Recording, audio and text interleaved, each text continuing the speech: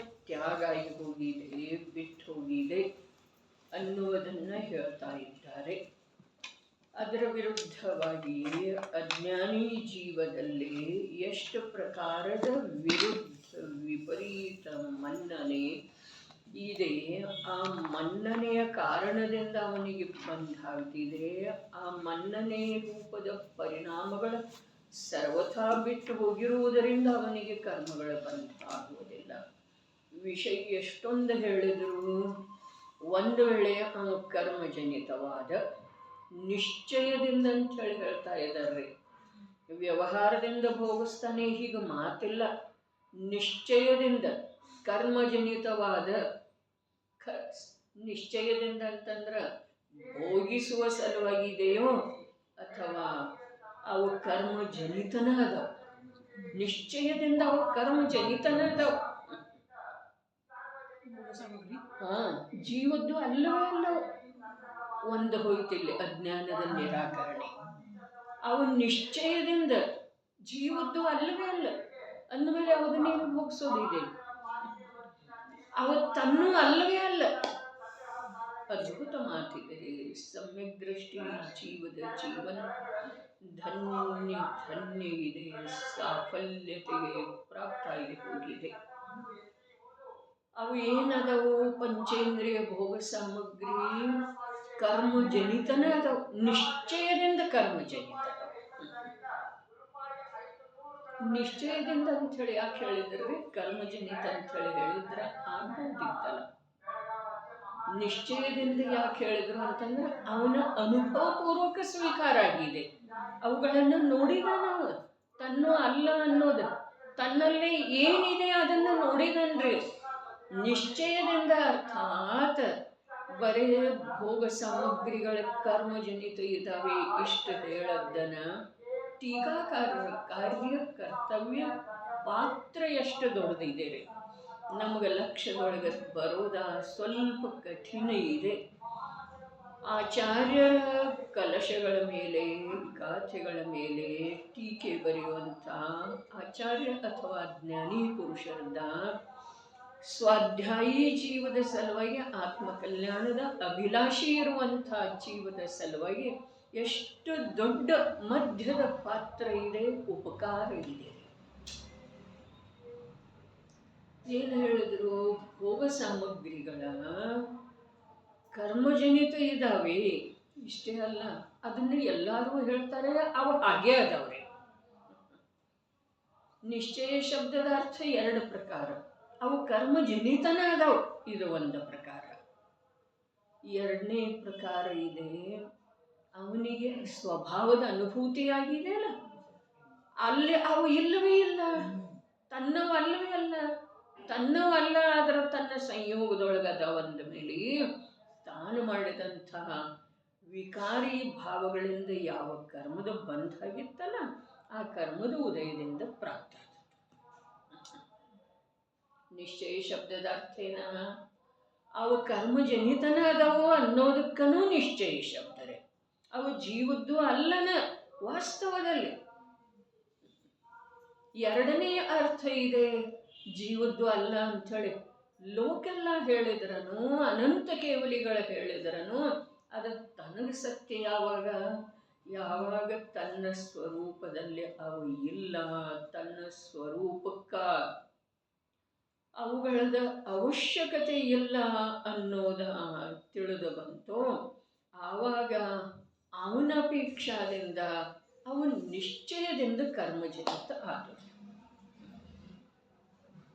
ಕರ್ಮಜನಿತ ಇದ್ದದ್ದು ಕರ್ಮಜನಿತ ಆದವು ರೀ. ಕರ್ಮಜನಿತನೇ ಇದ್ದು ಅದರೊಳಗೆ ಎಷ್ಟು ಅಂಶ ಅಸತ್ಯತೆ ಇತ್ತು? ಅಂಶ ಕೂಡ ಇಲ್ಲ. ಯಾವ್ಯಾವ ಜೀವನಿಗೆ ಯಾವ್ಯಾವ ಭೋಗ ಸಾಮಗ್ರಿಗಳು ಉಪಲಬ್ಧದವೋ, ಚೇತನ ಅಥವಾ ಅಚೇತನ ಪದಾರ್ಥಗಳದ್ದು ಸಂಯೋಗ ಆಗಿದೆಯೋ ಅದೆಲ್ಲ ಏನಿದೆ? ಆಯಾ ಜೀವದ ಕರ್ಮದಿಂದ, ಕರ್ಮದ ಉದಯದಿಂದ ಪ್ರಾಪ್ತವಾಗಿರುವಂಥವದ. ಇದರೊಳಗೆ ಅಸತ್ಯತೆ ಎಷ್ಟಿದೆ? ಅರೇ, ಓರ್ವ ಪುರುಷಾರ್ಥದಿಂದ ಏನೆಲ್ಲ ಪ್ರಾಪ್ತ ಮಾಡ್ಕೊಳ್ತಾನಲ್ಲ, ಭರತ ಚಕ್ರವರ್ತಿ ಸ್ವಯಂ 60,000 ವರ್ಷಗಳವರೆಗೆ ದಿಗ್ವಿಜಯಕ್ಕೆ ಹೋಗಿ 6 ಖಂಡದ ಮೇಲೆ ವಿಜಯ ಸಾಧಿಸಿದಲ್ಲ. ಹೌದು ಅಥವಾ ಇಲ್ರಿ? ಏನು ಪುಣ್ಯ ಕರ್ಮೋದಯ ಜನಿತ ಇತ್ತರೆ ಅದ? ಅದೇ ಆ ದಿಗ್ವಿಜಯಕ್ಕೆ ಹೋದ 60,000 ವರ್ಷಗಳವರೆಗೆ ಆ ಮಾತನ್ನು ನಾವು ನೋಡ್ತೇವೆ. ಆದ್ರೆ ಅವನ ಆಯುಧಾಗಾರದೊಳಗನ ಜನಿಸಿತಲ್ಲ ಅದು ಯಾವುದ ಚಕ್ರರತ್ನ. ಹಾಗಾದ್ರೆ ಅವನದ ಕರ್ಮದ ಉದಯಜನಿತ ಸಾಮಗ್ರಿ ಇದೆ. ಮತ್ತು 6 ಖಂಡವನ್ನು ಅವನು ಜಯಿಸಿದೋ ಅಥವಾ ಆ ಚಕ್ರರತ್ನ ಜಯಿಸುವ ಸಲುವಾಗಿನ ಉತ್ಪನ್ನ ಆಗಿತ್ತು. ಅವನು ಜಯಿಸಿದ ಅಂಥೇಳಿ ಹೇಳಬೇಕಾದ್ರೆ ಅವ 6 ಖಂಡವನ್ನೆಲ್ಲ ಜಯಿಸಿ ಬಂದಲ್ಲ, ಅವನಿಗೇನು ಅಯೋಧ್ಯಾಪುರದೊಳಗೆ ಹೋಗಲಿಕ್ಕೆ ಅಡ್ಡಿ ಇರಲಿಲ್ಲ. ಆದ್ರೆ ಅದು ಹೋಗಲಿಲ್ಲ. ಚಕ್ರರತ್ನ ಪ್ರವೇಶ ಮಾಡಲಿಲ್ಲ ಸಾಕೇತಪುರದೊಳಗೆ. ಯಾಕೆ? ಅದು ಇನ್ನೂ ಪೂರ್ಣ ಚಕ್ರವರ್ತಿತ್ವವನ್ನು ತನ್ನ ಯಜಮಾನನಿಗೆ ದೊರಕಿಸಿ ಅಥವಾ ಪ್ರದಾನ ಮಾಡಿರಲಿಲ್ಲ ಅಂಥೇಳಿ ಅದು ಹೋಗಲಿಲ್ಲ. ಇನ್ನು ಅವ ಚಕ್ರರತ್ನವನ್ನು ಬಾಹುಬಲಿಯ ಮೇಲೆ ಬೀಸಿಬಿಟ್ಟಲ್ಲ, ಆ ಚಕ್ರರತ್ನ ಅವನಿಗೆ ಹಾನಿ ಮಾಡಲಿಲ್ಲ. ಆದ್ರೆ ಅವನ ಹತ್ರ ನಿಲ್ಲಲಿಲ್ಲ. ಯಾಕೆ? ಅವನದು ಕರ್ಮೋದಯ ಜನಿತ ಸಾಮಗ್ರಿ ಅಲ್ಲ, ಅದು ಭರತೇಶಂದನೇ ಇತ್ತಂತ ಹೇಳಿ ಭರತೇಶನ ಹತ್ರನೇ ಬಂತ್ರಿ. ಅವನಿಗೆ ಘಾತ ಯಾಕೆ ಮಾಡಲಿಲ್ಲ? ಅವನು ನಿರ್ದೋಷ ಇದ್ದ, ಅವನು ತದ್ಭವ ಮೋಕ್ಷಗಾಮಿ ಇದ್ದ ಅಂಥೇಳಿ ಅವನಿಗೆ ಘಾತ ಮಾಡಲಿಲ್ಲ. ಇವು ತಪ್ಪಿದ್ರೆ ಅದ ತಪ್ಪೋದಿಲ್ಲ, ಅದ ಮಾಲೀಕನಿಗೆ ವಂಚನೆ ಮಾಡುವುದಿಲ್ಲ. ಇಲ್ಲಿ ಹೇಳುವ ಮಾತಿಷ್ಟ ಇದೆ, ಯಾರು ಎಷ್ಟೆಷ್ಟೆಲ್ಲ ಪರಿಶ್ರಮ ಮಾಡ್ತಾರೆ, ಬುದ್ಧಿ ಚತುರತೆಯ ಮೂಲಕ ಆಸ್ತಿ ಸಂಗ್ರಹ ಮಾಡ್ತಾರೆ, ಕೇವಲ ಚತುರತೆಯ ಮೂಲಕ ಅಥವಾ ನ್ಯಾಯದಿಂದ ಅಥವಾ ಅನ್ಯಾಯದಿಂದ ಕೂಡ, ಹೌದೇನಿಲ್ರಿ? ಏನೇನ ಆಸ್ತಿ ಸಂಗ್ರಹ ಮಾಡ್ತಾರೆ. ಆದ್ರೆ ಆ ಆಸ್ತಿ ಸಂಗ್ರಹ ಅವರು ಮಾಡುವುದರಿಂದ ಆಗುವುದಿಲ್ಲ. ಅವರದ್ದು ಆ ಪ್ರಕಾರದ ಕರ್ಮದ ಉದಯ ಇರುವುದರಿಂದ ಪ್ರಾಪ್ತ ಆಗ್ತಿದೆ ಅಥವಾ ಹೊರಟು ಹೋಗ್ತಿದೆ. ಬುದ್ಧಿವಂತಿಕೆಯಿಂದ ಮಾಡಿದ್ರೂ ಕೂಡ ಹೊರಟು ಹೋಗ್ತಿದೆ, ಅನ್ಯಾಯದಿಂದ ಮಾಡಿದ್ರೂ ಕೂಡ ಸಂಗ್ರಹ ಬರ್ತಾ ಇರ್ತಿದೆ. ಕಾರಣ ಏನ? ಅನ್ಯಾಯ ಅಥವಾ ಬುದ್ಧಿವಂತಿಕೆ ಈ ಭವದಲ್ಲಿ ಈ ಜೀವದ ಕರ್ತವ್ಯ ಕಾಣಿಸ್ತವ್ರೆ. ಆದ್ರೆ ಆ ಬರುವ ಅಥವಾ ಹೋಗುವಿಕೆ ಏನಿದೆ ಅಲ್ಲ, ಅದು ಪೂರ್ವ ಕರ್ಮದ ಜೊತೆಗೆ ಅದರದ ಸಂಬಂಧ ಇದೆ. ಈಗಿನ ಬುದ್ಧಿವಂತಿಕೆ ಅಥವಾ ಅನ್ಯಾಯ ರೂಪದ ಪರಿಣಾಮದ ಜೊತೆಗೆ ಅದರ ಸಂಬಂಧ ಇಲ್ಲ. ಹಾಗಾದರೆ ಈಗ ಇಷ್ಟೆಲ್ಲ ವಿಚಾರ ಮಾಡಿದ ನಂತರ ಪಂಚೇಂದ್ರಿಯ ಭೋಗ ಸಾಮಗ್ರಿ ಅದಾವಲ್ಲ, ಅವು ಕರ್ಮಜನಿತ ಇದ್ದಾವೆ ಅನ್ನುವುದ್ರೊಳಗೆ ಒಂದು ಅಂಶ ಕೂಡ ಸಂದೇಹನೂ ಇಲ್ಲ, ಅಸತ್ಯದ ಅಂಶ ಕೂಡ ಇಲ್ಲ. ನಿಶ್ಚಯದಿಂದ ಅವೇನಿದ್ದಾವೆ? ಕರ್ಮಜನಿತನ ಅದಾವೆ. ಒಂದು ವಿಭಾಗ ಇದ್ದರೆ ಇನ್ನು ನಿಶ್ಚಯದಿಂದ ಅನ್ನುವ ಶಬ್ದ ಈ ಕಡೆ ಅನ್ವಯಿಸ್ತಿದ್ದಾರೆ.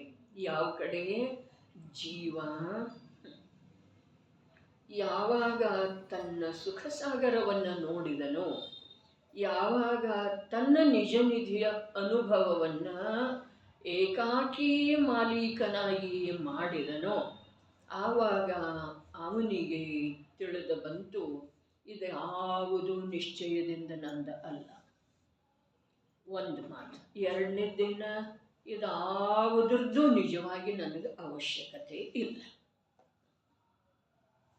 ಅಂಥೇಳಿ ನಿಶ್ಚಯದಿಂದ ಆ ಪಂಚೇಂದ್ರಿಯ ಭೋಗ ಸಾಮಗ್ರಿ ಏನದವು?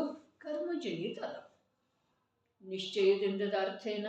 ಅವಂತೂ ಕರ್ಮಜನಿತನ ಅದಾವ. ಯಾವೂ ಜೀವಕ್ಕ ಸ್ವಯಾರ್ಜಿತ ಇಲ್ಲ, ಸ್ವಯಂ ಅವ ಮಾಡೋ ಸಾಧ್ಯ ಇಲ್ಲ. ಮೊನ್ನೆ ಒಂದು ಮಾತು ಹೇಳಿದ್ದಿತ್ತು ಮಹಾವೀರ ಭವನದೊಳಗೆ ಕೊನೆಗೆ, ಜೀವ ಯಾವುದರ ಸಂಯೋಗ ಪಡಿತಾನೋ ಅದೆಲ್ಲವೂ ಪುಣ್ಯ ಅಥವಾ ಪಾಪದ ಅನುಸಾರ ಇರ್ತಿದೆ. ಜೀವ ಯಾವಾಗ ವಾಸ್ತವಿಕ ತತ್ವದ ಸ್ವತತ್ವ ಪರತತ್ವಗಳದ್ದ ನಿರ್ಣಯ ಮಾಡ್ತಾನೋ ಅದು ಸ್ವಯಂ ತನ್ನ ಪುರುಷಾರ್ಥದಿಂದ ಮಾಡ್ತಾನೆ. ಎಷ್ಟೆಷ್ಟು ತನ್ನ ಸ್ವಭಾವದೊಳಗೆ ಸ್ಥಿರತೆಯನ್ನು ಸಾಧಿಸ್ತಾನೋ ಅದು ಉದಯದಿಂದ ಆಗುವುದಿಲ್ಲ, ಸಂಯೋಗದಿಂದ ಆಗುವುದಿಲ್ಲ. ಗುರುವಿನ ಸಂಯೋಗ ದೊರಕುವುದರಿಂದ ವೀತರಾಗ ಸರ್ವಜ್ಞ ಪ್ರಭುವಿನ ಸಮವಸರಣದೊಳಗ ಸಮಾವೇಶ ಆಗುವಂಥ ಮಹಾನ್ ಭಾಗ್ಯ ದೊರಕುವುದರಿಂದ ಆತ್ಮನ ಪರಿಚಯ ಆಗುವುದಿಲ್ಲ. ಆತ್ಮನ ಪರಿಚಯ ತಾನು ಮಾಡಿಕೊಂಡ್ರೆ ಆಗ್ತಿದೆ, ಆತ್ಮ ಸ್ಥಿರತೆ ತಾನು ಮಾಡಿದರೆ ಆಗ್ತಿದೆ. ಹೊರಗಡೆ ಯಾವುದ ಸಮವಸರಣದೊಳಗೆ ಸಮಾವೇಶ ಆಗುವಂಥ ಭಾಗ್ಯ ಅಥವಾ ದಿಗಂಬರ ಸಂತ ಮಹಾಮುನಿ ವೀತರಾಗದ ಮೂರ್ತಿ, ವೀತರಾಗತೆಯ ಸಾಕಾರ ಮೂರ್ತಿಗಳಾದಂಥ ಸಾಧಕ ಸಾಧು ಪರಮೇಶ್ವರಿ ಅಥವಾ ಗುರುವಿನ ದರ್ಶನ ತನ್ನ ಪುರುಷಾರ್ಥದಿಂದ ಆಗುವುದಿಲ್ಲ, ಅದು ಭಾಗ್ಯದಿಂದ. ಜಿನವಾಣಿಯ ಶ್ರವಣ ನಾವು ಪುರುಷಾರ್ಥದಿಂದ ಮಾಡ್ತಾ ಇಲ್ಲ, ಅದು ಭಾಗ್ಯದಿಂದ ಸಿಕ್ಕಿದೆ.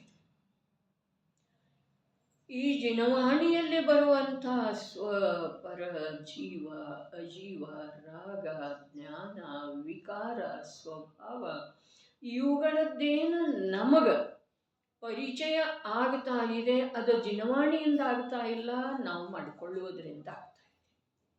ತಿಳಿತೇನ್ರಿ? ಜಿನವಾಣಿಯ ಶ್ರವಣ ಅಥವಾ ವಾಚನ ಯೋಗಿ ಏನು ಸಿಕ್ಕಿದೆ ಅದನ್ನು ನಾವು ಪ್ರಾಪ್ತ ಮಾಡಿಕೊಳ್ಳುವುದರಿಂದ ಸಿಕ್ಕಿಲ್ಲ, ಉದಯದಿಂದ ಭಾಗ್ಯದಿಂದ ಸಿಕ್ಕಿದೆ. ಆ ಪ್ರಕಾರದ ಪುಣ್ಯ ಇಲ್ಲ ಅಂತಂದ್ರೆ ಲಕ್ಷ ಪ್ರಯತ್ನ ಮಾಡಿದ್ರೂ, ಅನಂತ ಪ್ರಯತ್ನ ಮಾಡಿದ್ರೂ, ಬಹಳಷ್ಟು ಜೀವರುಗಳು ಬಯಸಿದ್ರೂ ಕೂಡ ನಮಗೆ ಜಿನವಾಣಿಯ ಶ್ರವಣ ಅಥವಾ ವಾಚನ ಯೋಗ ಸಿಕ್ಕೋದು ಸಾಧ್ಯ ಇಲ್ಲ. ಆ ಪ್ರಕಾರದ ಯೋಗ ಸಿಗಬೇಕಾದ್ರೆ ಆ ಪ್ರಕಾರದ ನಮ್ದು ಏನು ಬೇಕು? ಭಾಗ್ಯದ ಉದಯ ಬೇಕು. ಇದು ಪೂರಾ ಸತ್ಯ ರೀ. ಇನ್ನಾದರೂ ಸಿಕ್ಕ ನಂತರ ಓಹೋ ಜೀವದ ಸ್ವರೂಪ ಹೀಗಿದೆ, ವೀತರಾಗತೆ ಅಂತಂದ್ರೆ ಹೀಗಿರ್ತಿದೆ, ಆತ್ಮನ ಸ್ವಭಾವ ಕೇವಲ ತಿಳಿಯುವುದಿದೆ. ಕರ್ಮದಿಂದ ದುಃಖಿಯಾಗುವಂಥದ್ದು ಆತ್ಮನ ಸ್ವಭಾವ ಇಲ್ಲ. ಆತ್ಮನನ್ನು ದುಃಖಿ ಮಾಡುವಂಥ ಸಾಮರ್ಥ್ಯ ಕರ್ಮದೊಳಗಿಲ್ಲ. ಇವೆಲ್ಲ ಮಾತುಗಳದ್ದ ನಮಗೆ ಯಾವಾಗ ಭಾಷಿತ ಆಗ್ತಿದೆಯಲ್ಲ ಸತ್ಯತೆ, ಅದು ನಮ್ಮ ವರ್ತಮಾನದ ಪುರುಷಾರ್ಥದಿಂದ. ಜಿನವಾಣಿಯ ಮರ್ಮ ತಿಳಿದು ಬರೋದು ಪುರುಷಾರ್ಥದಿಂದ, ಜಿನವಾಣಿಯ ಯೋಗ ಸಿಗೋದು ಪುಣ್ಯದಿಂದ, ಗುರುವಿನ ಸಂಯೋಗ ಸಿಗುವುದು ಮಹಾಭಾಗ್ಯದಿಂದ, ವೀತರಾಗಿ ಸರ್ವಜ್ಞ ಪ್ರಭುವಿನ ಸಮವಸರಣದೊಳಗೆ ಸಮಾವೇಶ ಆಗುವುದ ಅತ್ಯಂತ ಭಾಗ್ಯದ ಉದಯದಿಂದ. ಆದರೆ ಅದು ಎಷ್ಟೇ ಉತ್ಕೃಷ್ಟ ಭಾಗ್ಯ ಇದ್ರೂ ಕೂಡ ಸರ್ವಜ್ಞ ಸ್ವಭಾವದ ಪರಿಚಯ ಅಥವಾ ಸರ್ವಜ್ಞರ ಹೇಳುವಂಥ ಮಾತಿನ ಪರಿಚಯ ತನ್ನ ವರ್ತಮಾನದ ಪುರುಷಾರ್ಥದಿಂದನೇ ಆಗುತ್ತದೆ. ಹಾಗಾದರೆ ಇಲ್ಲಿ ಏನು ಹೇಳ್ತಾ ಇದ್ದಾರೆ? ಯಾವ ಪಂಚೇಂದ್ರಿಯ ಭೋಗ. ಹಾಗಾದರೆ ಇದೇನಿದೆ? ಇದು ಪಂಚೇಂದ್ರಿಯದೊಳಗಿನ ಒಂದು ಇಂದ್ರಿಯ ಭೋಗನೇ ಇದೆ. ಯಾವುದು? ಯಾವುದ? ಹ್ಞೂ ಅನ್ನೆಲ್ಲ ಯಾವುದು? ಜಿನವಾಣಿಯನ್ನು ಕೇಳ್ತಾ ಇರೋದು, ಜಿನೇಂದ್ರ ಪ್ರಭುವಿನ ದರ್ಶನ ಮಾಡ್ತಾ ಇರೋದು ಏನಿದೆ?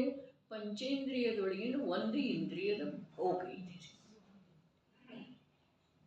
ಇದೆಲ್ಲ ಸಿಕ್ಕದ್ದು. ಅರೆ ಚಕ್ಷು ಇಂದ್ರಿಯಕ್ಕೆ ಆನಂದ ಆಗ್ತಿದೆ ಅಲ್ಲ, ಚಕ್ಷು ಇಂದ್ರಿಯದ ಮೂಲಕ ಆ ಅರಹಂತರ ವಿಗ್ರಹವನ್ನು, ಆಕಾರವನ್ನು, ಮೂರ್ತಿಯನ್ನು ನೋಡುವುದರಿಂದ ಜೀವನಿಗೆ ಆನಂದ ಆಗ್ತಿದೆ ಅಲ್ಲ, ಆಗ್ತಿದೆ ಅಲ್ರಿ?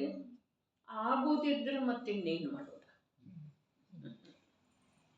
ಅದು ಆಗದಿದ್ರೆ ಏನು? ನೋಡುವುದರಿಂದ, ಚಕ್ಷು ಇಂದ್ರಿಯದ ಮೂಲಕ ನೋಡುವುದರಿಂದ ಆತ್ಮನಿಗೇನು ಒಂದು ಪ್ರಕಾರದೇನೋ ಒಂದು ಶಾಂತಿ ಅನ್ರಿ, ಸಮಾಧಾನ ಅನ್ರಿ, ಆನಂದ ಅನ್ರಿ ಆಗ್ತಿದೆ ಅಲ್ಲ, ಅದೇನಿದೆ? ಇಂದ್ರಿಯ ಭೋಗದಿರಿ. ಅರ್ಹಂತರ ಸಂಯೋಗ ಏನಿದೆ ಅದು ಇಂದ್ರಿಯ ಭೋಗ ಸಾಮಗ್ರಿ ಇದೆ. ಅದು ಯಾವುದರಿಂದ ಸಿಕ್ಕಿದೆ? ನಾನೇ ಬೆಳಗ್ಗೆ ಎದ್ದ ಪ್ರಯತ್ನ ಮಾಡುವುದರಿಂದಲ್ಲ, ಭಾಗ್ಯದಿಂದ, ಕರ್ಮದಿಂದ, ಆ ಪ್ರಕಾರದ ಪುಣ್ಯದಿಂದ. ಪುಣ್ಯ ಅಂದ್ರೆ ಅಥವಾ ಕರ್ಮ ಅಂದ್ರೆ ಎಲ್ಲ ಒಂದೇ. ಕರ್ಮದೊಳಗೆಲ್ಲ ಭೇದ ಮಾಡಿದ ನಂತರ ಪುಣ್ಯ ಪಾಪ ಅಂಥೇಳಿ ಅದವ್ರೆ. ಅದರ ಕರ್ಮನಲ್ಲ. ಕರ್ಮದ ಉದಯದಿಂದ ನಮಗ ಜಿನೇಂದ್ರ ಪ್ರಭುವಿನ ದರ್ಶನದ ಯೋಗ ಸಿಗ್ತಿದೆ. ಯಾಕೆ ಅಂತಂದ್ರೆ ಅದು ಇಂದ್ರಿಯ ಸಾಮಗ್ರಿ ಇದೆ. ಕರ್ಮದ ಉದಯದಿಂದ ನಮಗೆ ಜಿನವಾಣಿಯ ಶ್ರವಣದ ಯೋಗ ಸಿಕ್ಕಿದೆ. ಯಾಕೆ ಅಂತಂದ್ರೆ ಅದು ಕರ್ಣೇಂದ್ರಿಯದ ಭೋಗ ಸಾಮಗ್ರಿ ಇದೆ. ಭೋಗ ಸಾಮಗ್ರಿ ಕೂಡ ಯಾವಾಗ ಬೇಸರ ಪಟ್ಕೊಂಡು ಏನು ಮಾಡೋದ ಅಂಥೇಳಿ ಭಾಗ್ಯಂತೂ ಕರ್ಕೊಂಡು ಬಂದಿದೆ. ಆದರೆ ಬೇಸರ ಪಟ್ಕೊಂಡು ಏನಿದೆ ಅಂತ ತಿಳಿತಾ ಇಲ್ಲ, ಅಥವಾ ಎಲ್ಲರೇ ಹೋಗೋದಿರ್ತಿದೆ ಅಲ್ಲ, ಏನು ಒಳಗಡೆ ಎಲ್ಲ ಬರೀ ಅದೇ ಇರೋ ಅಂದ್ರೆ ಅದು ಕರ್ಣೇಂದ್ರಿಯದ ಭೋಗ ಸಾಮಗ್ರಿ ಕೂಡ ಅಲ್ಲಿ ತಿಳಿತಾ ಇದೆಯಲ್ಲ. ಭೋಗ ಸಾಮಗ್ರಿ ಯಾವಾಗ ಅನ್ನೋದ ಅದರಿಂದ ಅವನಿಗೆ ಯಾವುದೋ ಒಂದು ಪ್ರಕಾರದ ಸುಖ, ಆನಂದ, ಸುಖ ಸುಖ ರೀ.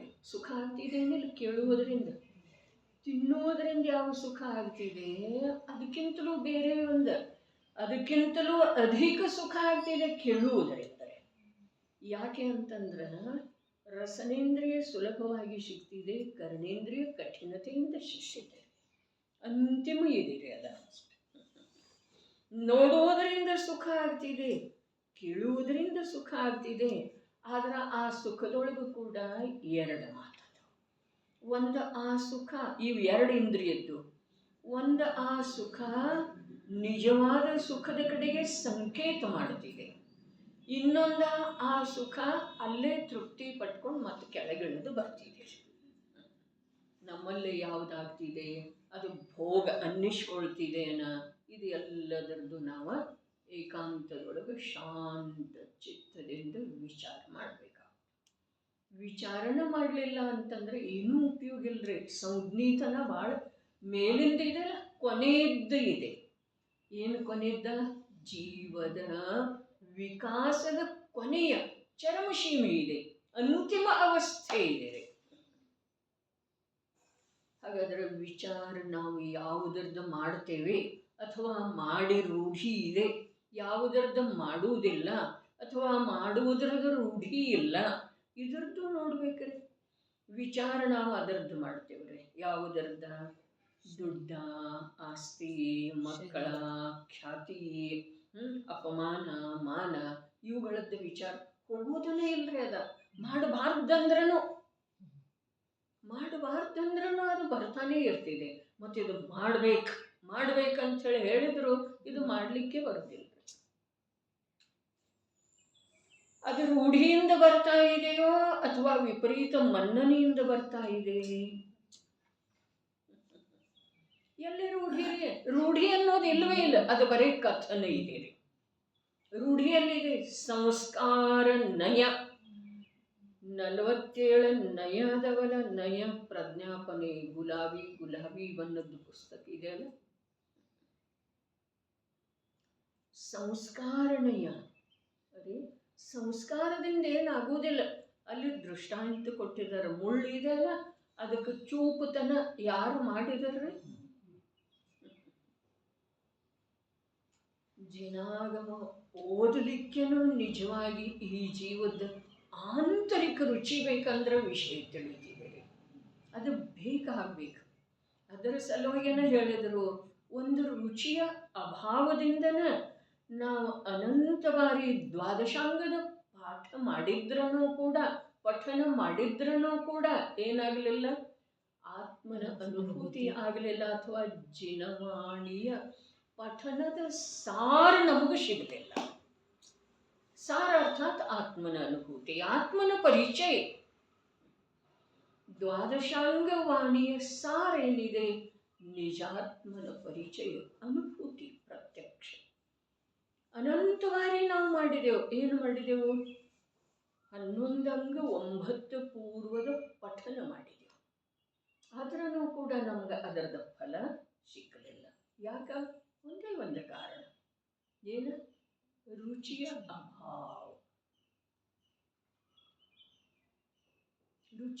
ರುಚಿ ಯಾವುದಕ್ಕಂತಾರೋ? ರುಚಿ ಇಲ್ಲದ ಅಷ್ಟೆಲ್ಲ ಓದಿದ್ದೇವೇನ? ಅರೆ, ಓದುವುದರ ರುಚಿ ಇರಬಹುದು, ಆದ್ರೆ ಓದುವುದು ಯಾವುದರ ಸಲುವಾಗಿ ಇದೆಯಲ್ಲ ಆ ಆತ್ಮನ ರುಚಿ ಇಲ್ಲ. ಮೊನ್ನೆ ದಿವಸ ಹೇಳಿತಲ್ಲ, ರವಿವಾರ ದಿವಸ ಏನು ಹೇಳ್ತು?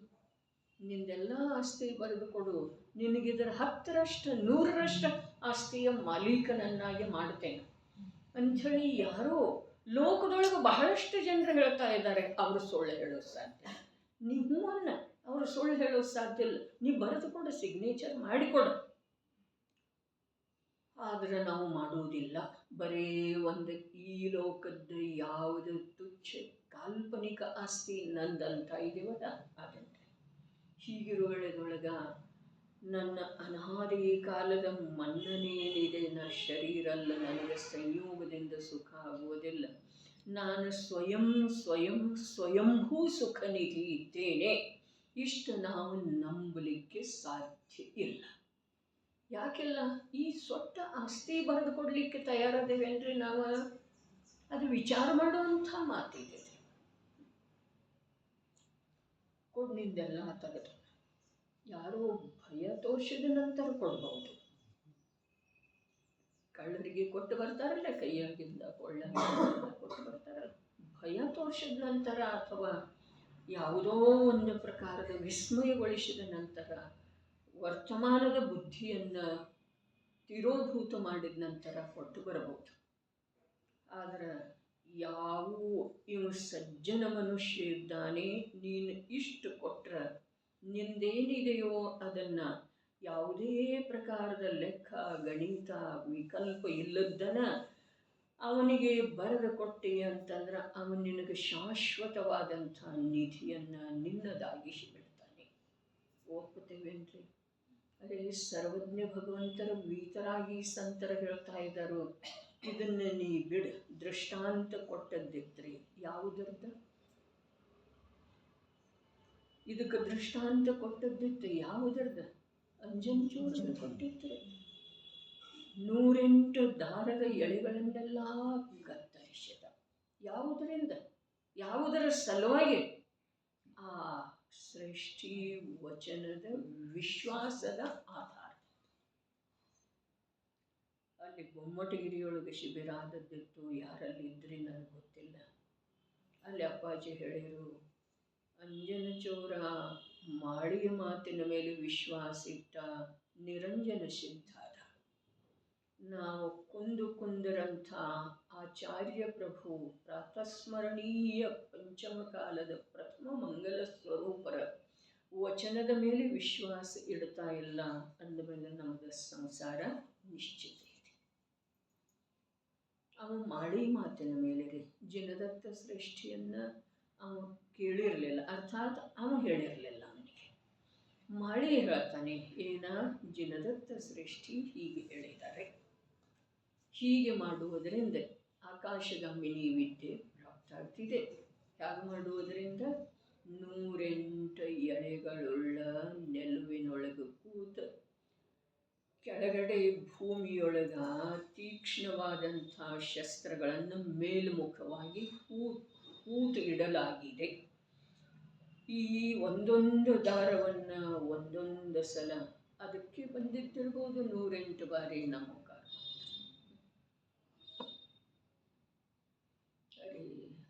108ದೊಳಗೆ ಏನಿದೆ, 1008ದೊಳಗೆ ಏನಿದೆ, ಯಾವುದ್ರದ್ದು ವಿಚಾರ ಮಾಡುವ ಅವಶ್ಯಕತೆ ನಮಗೆ ಬೀಳಲಿಲ್ಲ. ಯಾಕೆ ಅಂತಂದ್ರೆ ನಮ್ಮ ವಿಚಾರಕ್ಕೆ ವಿಷಯ ಈಗಾಗಲೇ ಬಹಳಷ್ಟು ಅದಾವ್ರಿ ಅಂಥೇಳಿ ನಾವು ಯಾವುದ್ರದ್ದು ವಿಚಾರ ಮಾಡಲಿಲ್ಲ. ಅವನಿಗೆ ಯಾವುದು ಇರಲಿಲ್ಲ.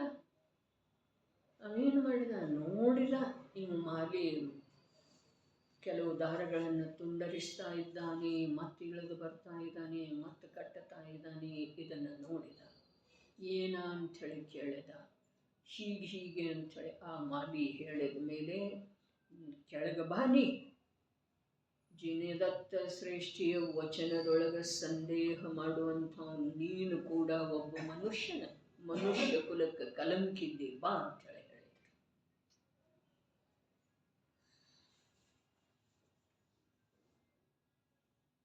ಅವನಿಗೆ ಏನಾಯಿತು? ಬರೇ ಆಕಾಶಗಾಮಿನಿ ವಿದ್ಯೆಯ ಪ್ರಾಪ್ತಿಯಾಯಿತೋ ಅಥವಾ ಅಕೃತ್ರಿಮ ಜಿನ ಮಂದಿರಗಳ ಜಿನ ಬಿಂಬಗಳ ದರ್ಶನ ಆಯಿತೋ ಅಥವಾ ಅಕೃತ್ರಿಮ ನಿಜನಾಥನ ದರ್ಶನ ಮತ್ತು ಸ್ಥಿರತೆಯ ಪೂರ್ವಕ ಶುದ್ಧ ಅವಸ್ಥೆನ ಪ್ರಾಪ್ತ ಆಯಿತು.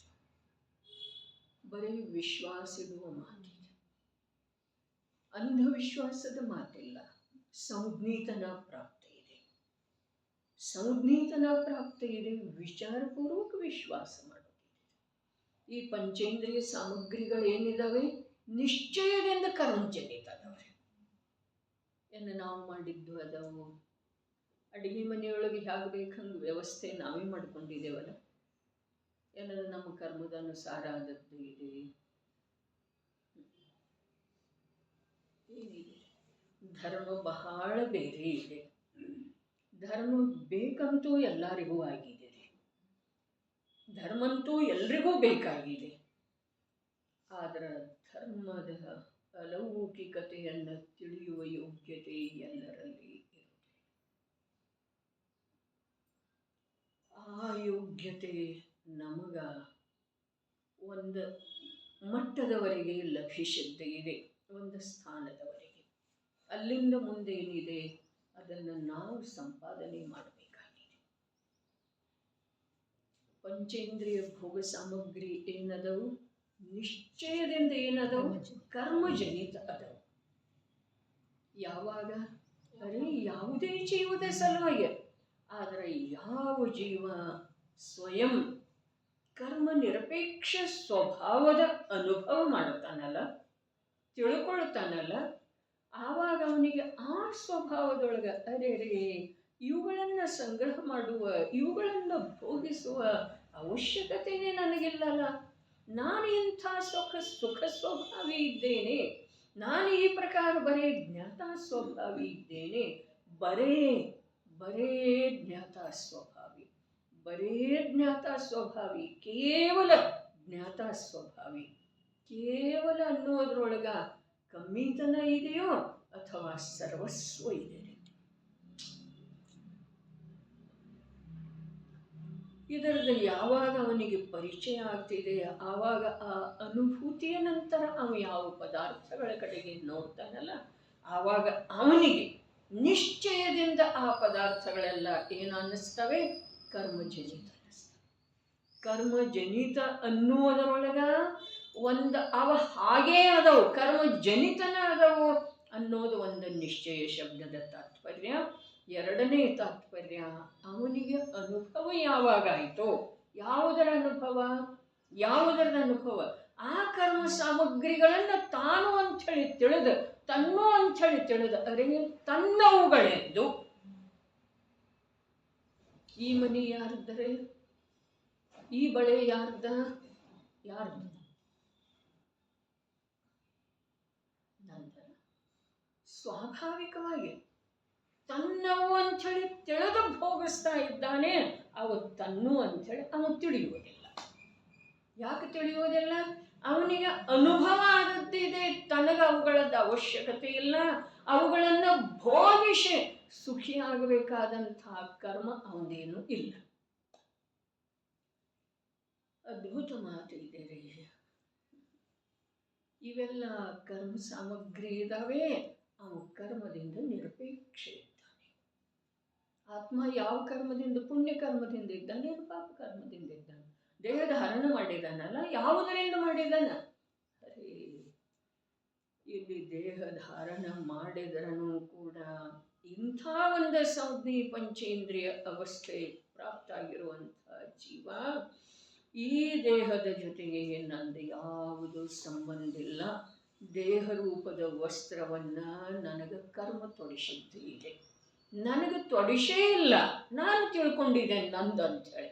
ನನ್ನ ಬಟ್ಟೆ ಅಂಥೇಳಿ ಯಾವ ಪ್ರಕಾರ ಮೂಢ ಅಥವಾ ಸಾಮಾನ್ಯ ವ್ಯಕ್ತಿ ತಿಳ್ಕೊಳ್ತಾನೋ ಆ ಪ್ರಕಾರ ಇದು ನಾನು, ನನ್ನ ಶರೀರ ಅಂಥೇಳಿ ಮೂಢ ಜೀವ ತಿಳಿದಿದ್ದ. ಬಟ್ಟೆ, ಶರೀರ ರೂಪದ ಬಟ್ಟೆಯನ್ನು ಕರ್ಮವೆಂಬ ಶತ್ರು ಈ ಜೀವನಿಗೆ ತೊಡಿಸಿದ. ತೊಡಶಾಗ ಮಜಾ ನೋಡ್ತಾ ಇದ್ದಾನ್ರಿ ಕರ್ಮರೂಪದ ಶತ್ರು. ಇವೇನೇನು ಮಾಡ್ತಾನೆ ಅನ್ನೋದು.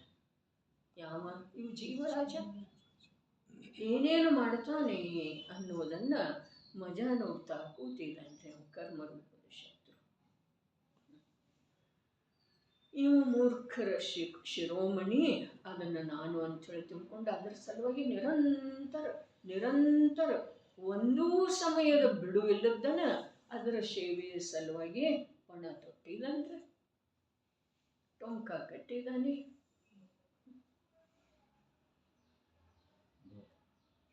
ಅದ್ಭುತ ಮಾತು ಇದೆ. ಅರೆ ಕರ್ಮ ನಿರ್ಜರೆ ಹಾಗೆಯೇ ಆಗುವುದಿಲ್ಲ. ಕರ್ಮ ನಿರ್ಜರೆಯ ಸಲುವಾಗಿ ಜೀವದ ಯಾವ ತನ್ನಲ್ಲೇ ಏಕತ್ವ, ತನ್ನಲ್ಲೇ ಅಪನತ್ವ, ತನ್ನಲ್ಲೇ ಕರ್ತೃತ್ವ, ತನ್ನಲ್ಲೇ ಭೋಕ್ತೃತ್ವ ರೂಪದ ಕಾರ್ಯ ಯಾವಾಗ ಆರಂಭ ಆಗ್ತಿದೆಯೋ, ಆ ಕಾರ್ಯ ಎಷ್ಟೆಷ್ಟು ವೃದ್ಧಿ ಆಗ್ತಿದೆಯೋ ಅಷ್ಟಷ್ಟ ಕರ್ಮಗಳಿಂದ ಸಂಯೋಗದಿಂದ ಅಲಿಪ್ತ ಭಿನ್ನ ಆಗ್ತಾ ಶಾಶ್ವತ ರೂಪದಿಂದ ಕರ್ಮ ಮಲ ವರ್ಜಿತ ಸಿದ್ಧ ಮಹಂತ ಆಗ್ತದೆ. ಏನು ಹೇಳಿದ್ರು ನಡೀರಿ. ಶೀ ಕರ್ಮ ಕುರ್ವಾಣ ಅಪಿ, ನಿಶ್ಚಯದಿಂದ ಕರ್ಮಜನಿತವಾದ ವಿಷಯ ಸಾಮಗ್ರಿಗಳ ಭೋಗರೂಪದ ಕ್ರಿಯೆಯನ್ನು ಮಾಡುತ್ತಾನೆ, ಒಂದು ವೇಳೆ ಭೋಗಿಸುತ್ತಾನೆ. ಆದರೂ ತತ್ಫಲ ಪರಿತ್ಯಾಗ ಏಕಶೀಲ. ತತ್ಫಲ ಭೋಗಿಸುವುದರ ಫಲ ಏನು? ಭೋಗಿಸುವುದರ ಫಲ ಏನು? ಕರ್ಮಜನಿತ ಯಾವ ಭೋಗ ಸಾಮಗ್ರಿಗಳಿದ್ದಾವೆ ಅವುಗಳನ್ನು ಭೋಗಿಸುವುದರ ಫಲ ಏನ್ರಿ? ಭೋಗಿಸುವುದರ ಫಲ ಏನು? ಸುಖಿ ಆಗೋದು, ದುಃಖಿ ಆಗೋದು, ಕರ್ಮದ ಬಂಧ ಮಾಡಿಕೊಳ್ಳೋದು ಏನ್ರಿ? ಇದಾವುದು ಅಲ್ಲ. ಭೋಗಿಸುವುದರ ಫಲ ಏನು ಇಲ್ಲಿ ಹೇಳ್ತಾ ಇದ್ದಾರೆ. ಆದರೆ ಯಾವುದ? ತತ್ಫಲ ಕರ್ಮಜನಿತವಾದ ಸಾಮಗ್ರಿಗಳಲ್ಲಿ ತನ್ನವುಗಳೆಂದು ತಿಳಿದು ರಂಜಿಸುವ ಪರಿಣಾಮ. ಭೋಗ ಸಾಮಗ್ರಿಗಳನ್ನು ಭೋಗಿಸುವುದರ ಫಲ ಏನ? ಅವುಗಳನ್ನು ತನ್ನವೂ ಅಂಥೇಳಿ ತಿಳ್ಕೊಂಡು ರಂಜಿಸುವ ರೂಪದ ಪರಿಣಾಮ. ಅಂದ್ರೆ ನೋಡ್ರಿ, ಸಾಮಗ್ರಿಗಳ ಕರ್ಮಜನಿತ ಅದು. ಅವುಗಳನ್ನು ಭೋಗಿಸುವುದರಿಂದ ಕೂಡ ಇವನಿಗೆ ಯಾವ ಬಾಧೆ ಇಲ್ಲ ಅನ್ನೋದು ತೋರಿಸಿದೆ. ಆದರೆ ಭೋಗಿಸುವುದರ ಫಲಸ್ವರೂಪವಾಗಿ ಅವುಗಳಲ್ಲೇ ತನ್ನೂ ಅಂಥೇಳಿ ತಿಳ್ಕೊಂಡು ರಂಜಾಯಮಾನ ಆದ ಅಂತಂದ್ರೆ ಅವ ಭೋಗಿಸಿದ ಅಥವಾ ಕರ್ಮಬಂಧಕ್ಕೆ ಕಾರಣ. ಭೋಗಿಸುವುದರ ಫಲ ಏನ? ರಂಜಿಸದೇ ಇರಬೇಕ. ಅವ ರಂಜಿಸದೇ ಇರುವಂಥ ಪರಿಣಾಮ ಅದಾವ್ರಿ ಅವನು. ಭೋಗ ಸಾಮಗ್ರಿಯಿಂದ ಯಾವ ಜೀವನಿಗೆ ಯಾವ ಹಾನಿ ಇಲ್ಲ, ಭೋಗಿಸುವುದರಿಂದನೂ ಹಾನಿ ಇಲ್ಲ ಅಂತ ಹೇಳ್ತಾರೆ. ನೋಡ್ರಿ ಎಷ್ಟು ಸುಲಭ ಇದೆ ಧರ್ಮ. ಭೋಗಿಸುವುದರಿಂದ, ಭೋಗ ಸಾಮಗ್ರಿ ಇರುವುದರಿಂದ ಹಾನಿ ಇಲ್ಲ. ಯಾಕಂದ್ರೆ ಅವ ತನ್ನೂ ಅಲ್ಲನ. ಲೋಕದೊಳಗೆ ಏನೆಲ್ಲ ಇದೆ ರೀ? ಅರ್ಹಂತರು ಇರುವುದರಿಂದ ಲಾಭ ಇದೆಯೇನ? ಸಮೋಸರಣಿ ಇರುವುದರಿಂದ ಲಾಭ ಇದೆಯೇನ? ಗ್ರಂಥ ಇರುವುದರಿಂದ ಲಾಭ ಇದೆಯೇನ? ಗ್ರಂಥ ಓದುವುದರಿಂದ ಲಾಭ ಇದೆಯೇನ? ಅದೂ ಇಲ್ಲ. ಹಾಗಾದ್ರೆ ಏನು? ಓದುವುದರ ಫಲ ಏನ? ಅರೆ ಇದು ತನ್ನ ಕಥೆ ಇದೆ, ತನ್ನ ಕಲ್ಯಾಣದ ಮಾತು ಇದೆ, ತನ್ನ ಅಪರಾಧವನ್ನು ತೋರಿಸಿಕೊಡುವಂಥದ್ದು ಇದೆ. ಈ ಪ್ರಕಾರ ತಿಳ್ಕೊಂಡ ತಾನು ಯಾವ ವೇಳೆದೊಳಗ ಅದರಲ್ಲಿ ಒಂದಾಗುತ್ತಾನೆ, ಅದು ತನ್ನ ವಿಷಯ ಆಗ್ತಿದೆಯೋ ಆವಾಗ ಲಾಭ ಇದೀರಿ. ಜಿನವಾಣಿಯ ವಾಚನದ ತತ್ಫಲ ಏನ? ಅವುಗಳನ್ನು ತನ್ನವುಗಳೆಂದು ರಂಜಿಸುವ ಪರಿಣಾಮ ಇಲ್ಲ ಅವನಲ್ಲಿ. ಭೋಗಿಸ್ತಾನೆ ಕೂಡ. ಒಂದು ವೇಳೆ ಭೋಗಿಸುತ್ತಾನೆ, ಏನು ಹೇಳಿದ್ರು ನೋಡ್ರಿ, ನಿಶ್ಚಯದಿಂದ ಕರ್ಮಜನಿತವಾದ ವಿಷಯ ಸಾಮಗ್ರಿಗಳ ಭೋಗರೂಪದ ಕ್ರಿಯೆಯನ್ನು ಮಾಡುತ್ತಾನೆ ಎಂದರೆ, ಒಂದು ವೇಳೆ ಭೋಗಿಸುತ್ತಾನೆ, ಸತತ ಏನು ಭೋಗಿಸುವುದಿಲ್ಲ. ಅಂದರೆ ಇಲ್ಲಿ ಒಂದು ಶಬ್ದ ಏನು ಅರ್ಥ ಏನು ಹೊರಡುತ್ತಿದೆ, ಮಿಥ್ಯಾದೃಷ್ಟಿ ಜೀವ ಸತತ ಭೋಗಿಸ್ತಾನೆ, ಸತತ ಭೋಗಿಸ್ತಾನೆ. ತಿಳಿತಾ ಇರಲಿ, ಸತತ ಊಟ ಮಾಡ್ತಾನೆ ನಾವು, ಸತತ ಆ ಭೋಗ ಸಾಮಗ್ರಿಗಳ ಕುರಿತು ಅವನಿಗೆ ತನ್ನವು ಅನ್ನುವಂಥದ್ದು ಭಾವ ಇದೆ, ಪರಿಣಾಮ ಇದೆ ಅಂಥೇಳಿ ಮಿಥ್ಯಾದೃಷ್ಟಿ ಜೀವ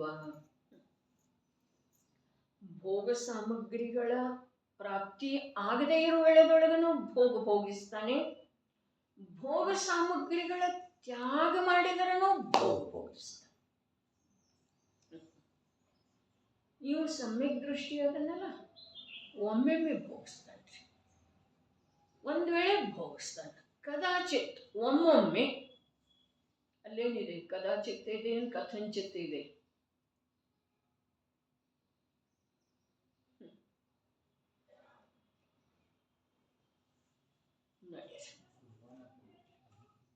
ನಿಶ್ಚಯದಿಂದ ಕರ್ಮಜನಿತವಾದ ವಿಷಯ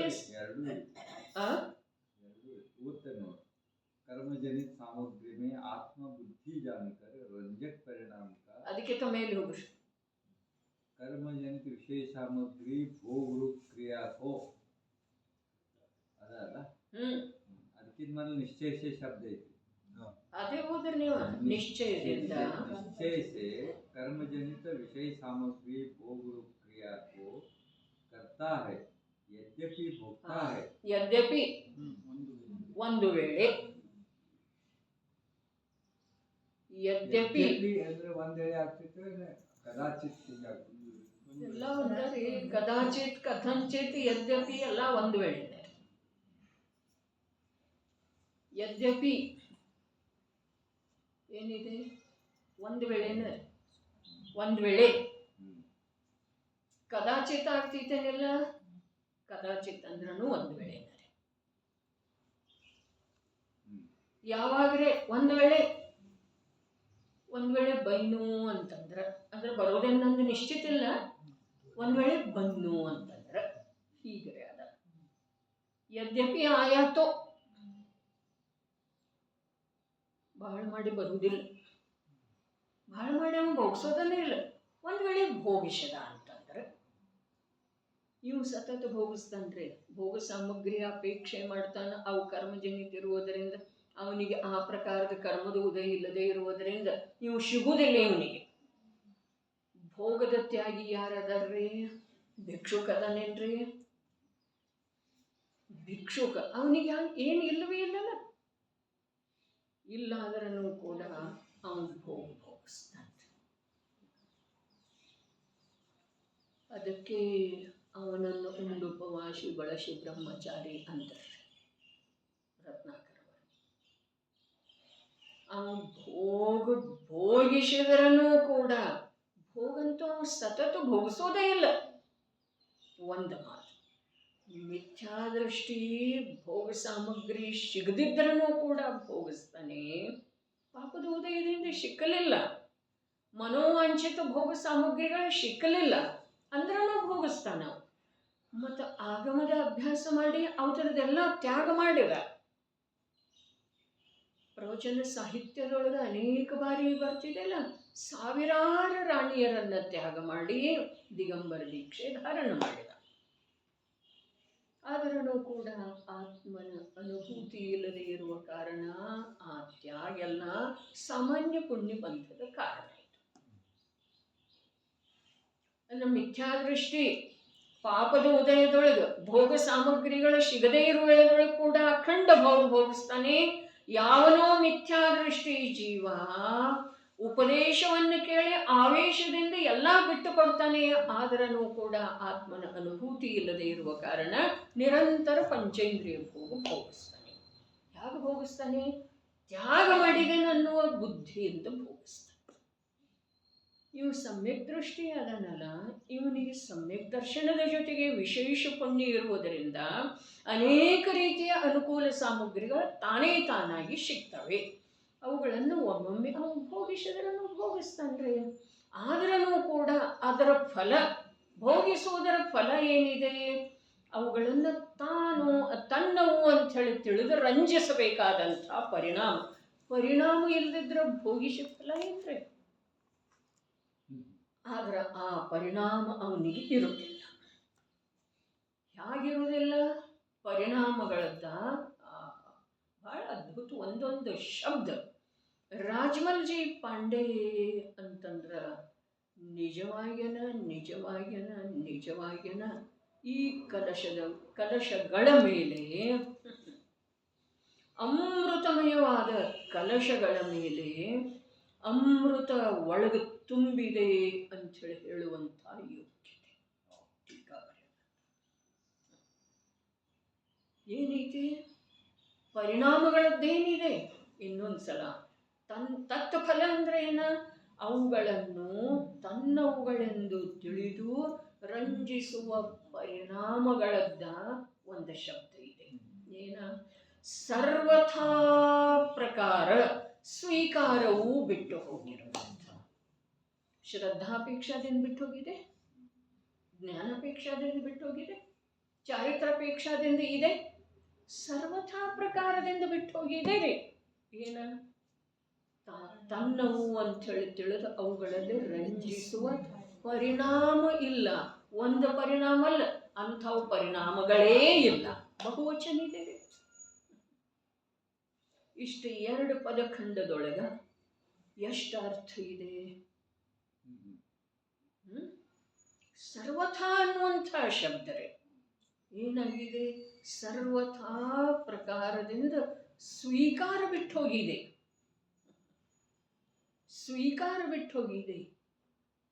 ಇವು ತಾನ ಸ್ವೀಕಾರ ಮಾಡಿದ್ರೆ ಇದೆ, ಅದು ಇಲ್ಲದಿದ್ರೆ ಇಲ್ಲವೇ ಇಲ್ಲ. ಯಾವುದೇ ಜೀವ ತಾನೇ ಸ್ವೀಕಾರ ಮಾಡಿದ್ರೇ ಇದೆ ಅಂಥೇಳನ ಸಮಯ ಸಾರದ ಗಾಥೆಗಳಲ್ಲಿ ಯಾವ ಶುಭಾಶುಭ ಗಂಧ ನನ್ನನ್ನು ಮೂಸೆಂದು ನಿನಗೆ ಹೇಳುವುದಿಲ್ಲ. ಇವು ತಾನಾಗೇನ.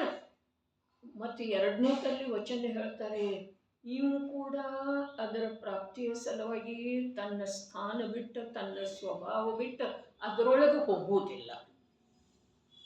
ಹೀಗಿದ್ರೂ ಕೂಡ ನಾನು ಭೋಗಿಸಿದನು, ನನಗೆ ಆನಂದರೆ ರಂಜಿಸುವ, ಇಲ್ಲಿ ನಾನು ಭೋಗಿಸಿದನು ಅನ್ನೋ ವಿಕಲ್ಪನೆ ಇಲ್ಲ. ಅದರೊಳಗೆ ರಂಜಾಯಮಾನ ಆಗೋದು, ಒಂದಾಗುವುದು ತನ್ನವು.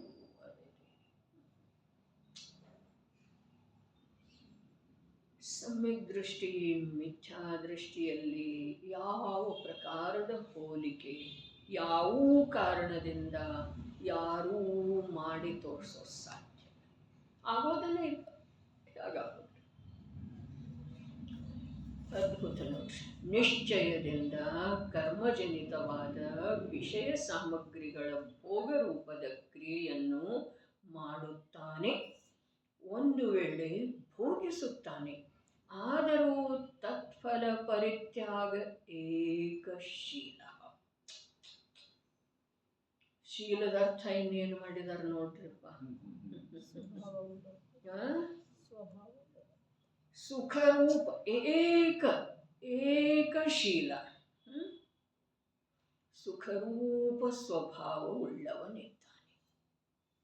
ಸ್ವಭಾವ, ಶೀಲ ಅರ್ಥಾತ್ ಸ್ವಭಾವ. ಶೀಲ ಅರ್ಥಾತ್ ಸ್ವಭಾವ. ಎಂಥ ಸ್ವಭಾವ?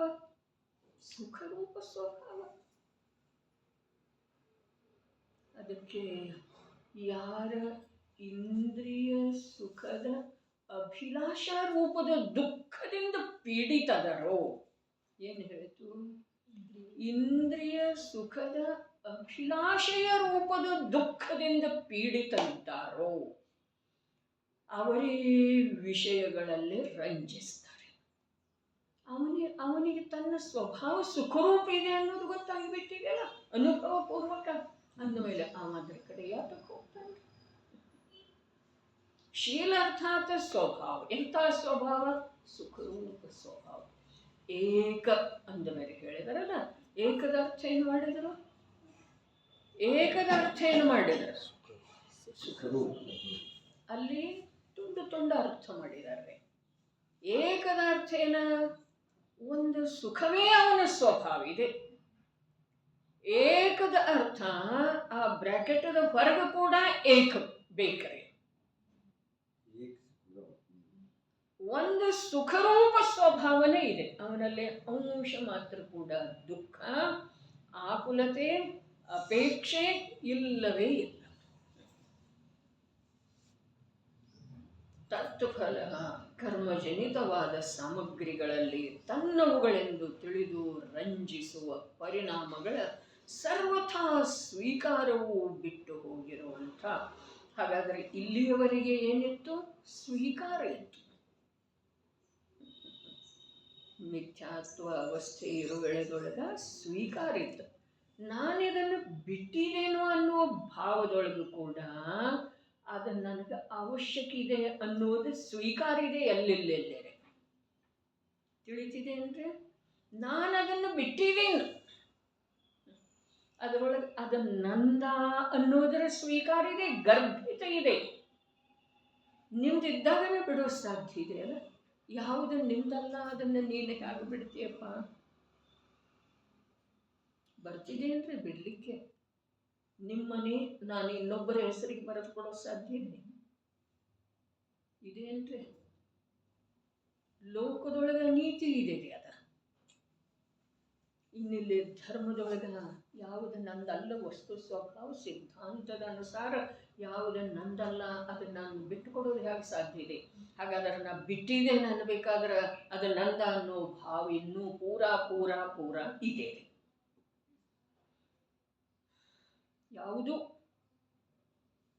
ಮುನಿಂದನ ಮಾತು ಹೇಳಿದಾರ, ಆ ಮಾತು ಬೇರೆ. ಆದರೆ ಸಮ್ಯಕ್ ದೃಷ್ಟಿಗೆ ಅವೆಲ್ಲ ಆ ತರನೇ ಇದ್ದಾನೆ. ಇಲ್ಲೇನು ಹೇಳಿದಾರ ಆ ಪ್ರಕಾರ कर्मजनी सामग्री को आत्मबुद्धि या रंजित परिणाम सर्वथा प्रकार स्वीकार छूट गया. ಈ ಪ್ರಕಾರ ಇದ್ದಾನೆ ಸಮ್ಯಕ್ ದೃಷ್ಟಿ. ಹೌದು. ಆ ತಾನು ಮನೆ ಆಸ್ತಿ ಬರ್ಕೊಡ್ಬೋದು ಸಾಧ್ಯನೇ ಇಲ್ಲರಲ್ಲ. ಅದನ್ನು ತಂದ ಅನ್ನೋದನ್ನೇ ಇಲ್ಲ. ಮೇಲೆ ಹೇಳಿ ಬಂದಿದ್ದಾರಲ್ಲ ಕರ್ಮಜನಿತ. ಅವು ಸಾಮಗ್ರಿ ಎಲ್ಲ ಏನದವು? ಕರ್ಮಜನಿತ ಅದವ್ರೆ.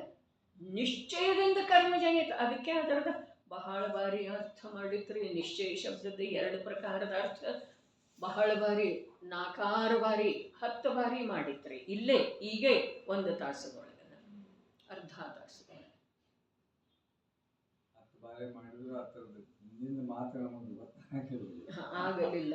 ಯಾಕೆ ಗೊತ್ತಾಗಲಿಲ್ಲ ಹೇಳ್ರಿ ಅಂತಂದ್ರೆ ನಮಗೆ ಆ ರೀತಿ ಜ್ಞಾನದ ಏಕಾಗ್ರತೆ ಮಾಡೋದು ಇನ್ನೂ ಸಾಧಿಸ್ತಾ ಇಲ್ಲ.